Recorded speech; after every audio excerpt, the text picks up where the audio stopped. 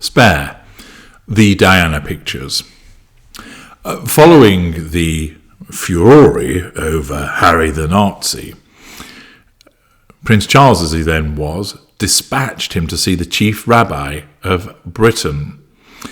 And Harry recalls going to see this individual who offered him a cup of tea and then got straight down to it, telling him about the 6 million annihilated Jews, Poles, dissenters, intellectuals, homosexuals, children, babies, old people who were all turned to ash and smoke. Interesting, he explained that he arrived at his house, the rabbi's, feeling shame, and now felt something else, a bottomless self-loathing. Victimhood again. He then explained about forgiveness, and that he was explained that you need to go out in the world and be a better person. And therefore, he took the words of the rabbi, and although there were calls for him to be barred from the army, it would appear that those in the army were holding fast because he hadn't actually yet gone into the army, and therefore they felt that it was appropriate for him to be seen as a thicko. He then moves on to the new private secretary, Jamie Lowther Pinkerton, and it would appear Harry has a bit of a man crush for this gentleman. They always refer to him as JLP. He would appear to be Marco 2.0, and he was very much a calm, somewhat stiff individual who was of significant integrity. And he talks about how he had excellent military training, and he had been involved in when British officials decided to launch a massive offensive against a Colombian drug cartel, and they chose JLP to lead it. When the actor Ewan McGregor decided to take a 3-month motorbike trip through Mongolia, Siberia and Ukraine, for which he'd require survival training, he turned to JLP.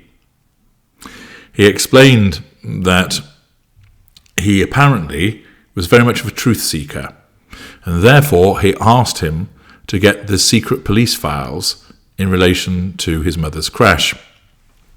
JLP basically said, you don't want to do that, and explained he'd find them upsetting. But Harry was insistent.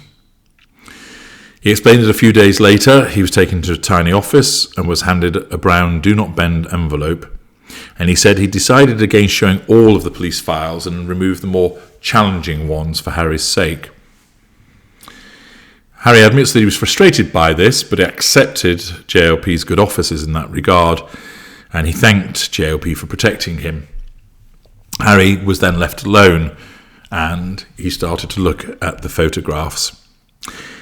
He saw photographs outside the tunnel, then interior ones, and then well into the tunnel. And then there was some showing a close-up of the smashed Mercedes. And he realised that many of them were actually paparazzi photograph, or from other photographers at the scene. The Paris police had seized their cameras.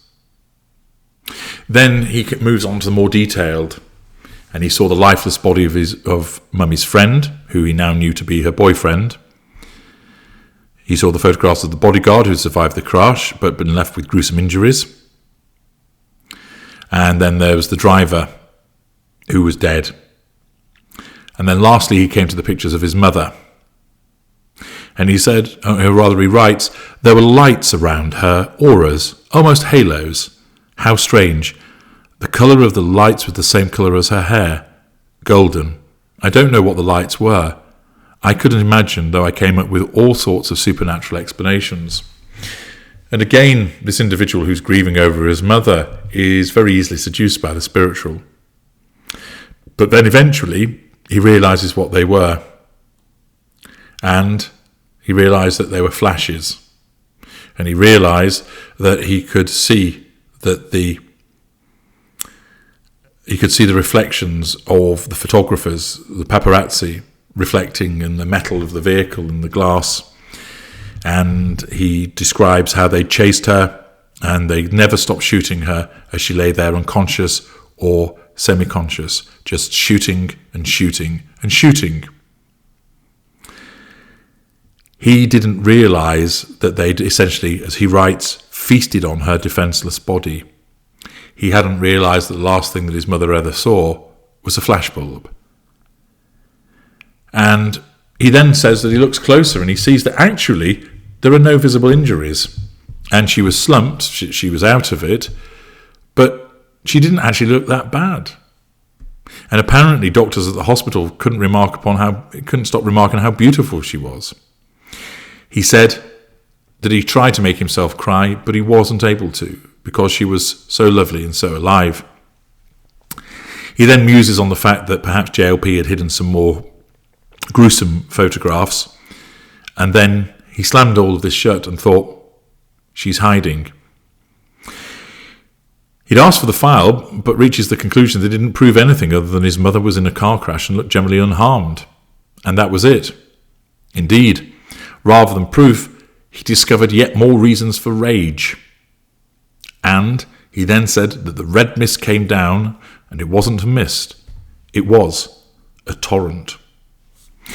So even though he looks upon these pictures, it doesn't provide him with any catharsis or any closure. And it once again demonstrates the high level of anger that sits under the surface of Harry.